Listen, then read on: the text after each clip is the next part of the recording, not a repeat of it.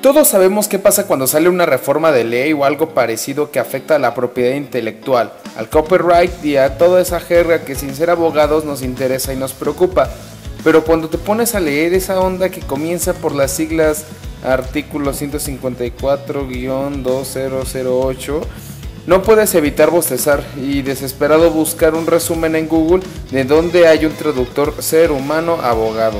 Pero todo lo que gira en torno al mundo de las ideas, las canciones, la composición, es importante para hacer de la música una profesión y no un simple hobby.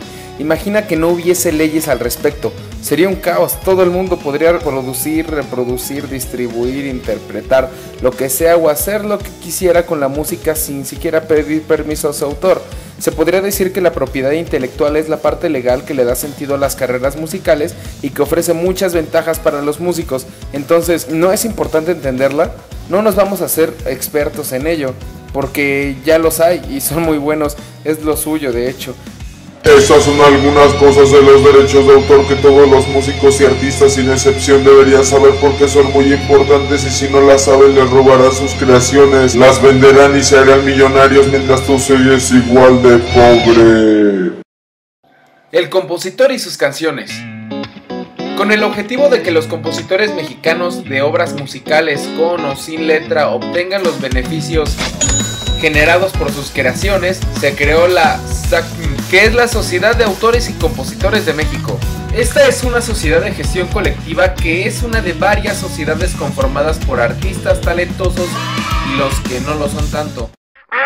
Los artistas suelen contratar un representante o manager quien los asesora y promueve en el mercado, cuyas funciones principales son promocionar al artista, aconsejar al artista sobre su imagen o presencia en el público, orientarlo en asuntos legales y financieros, realizar la promoción, publicidad y el mercadeo, las relaciones con la explotación de su imagen y la actuación, participación y representación de concurso en programas y eventos promocionales.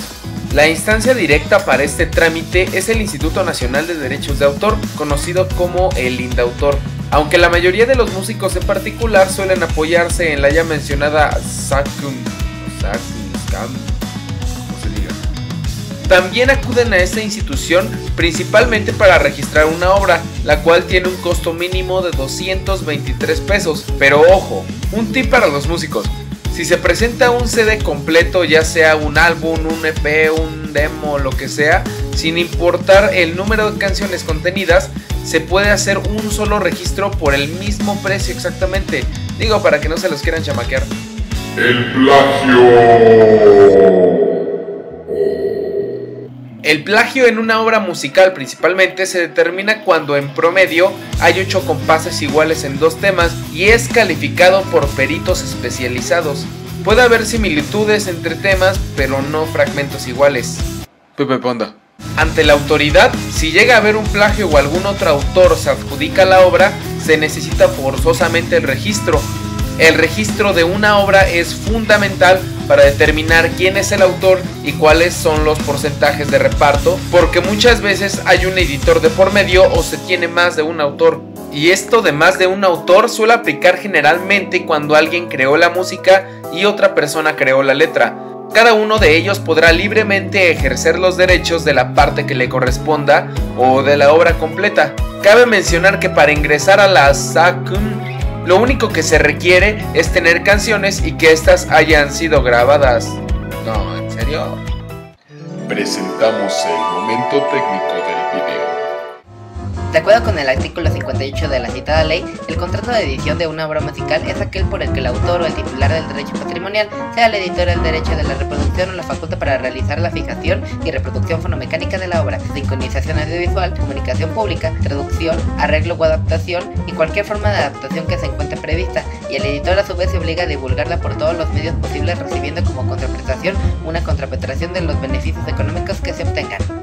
Bueno, en palabras más humanas, el artículo 58 dice que para que se pueda realizar una edición, divulgación, edición o cualquier cosa que termine en ción, el autor debe tramitar un papel que diga con quién compartirá el derecho de edición de la obra, y este a su vez recibirá un incentivo económico de lo que produzca la obra. ¿Qué se necesita para hacer el registro? Primero que nada se debe llenar un formato que te dan llamado solicitud de registro de obra, debiendo llenar todos los requisitos que pida. El costo de 223 pesos, aunque no es siempre así porque a veces suele variar un poco el precio. Y el trámite se realiza en aproximadamente 15 días hábiles.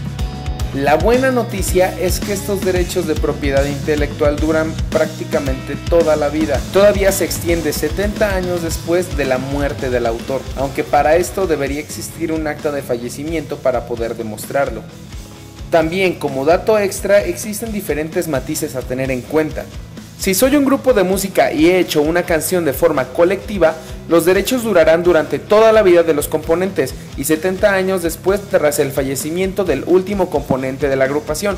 Si eres un músico pero has creado una canción de forma colectiva con otro, es decir, un hecho puntual en tu carrera musical, legalmente los derechos de autor durarán toda la vida de los coautores y 70 años después tras la muerte del último coautor.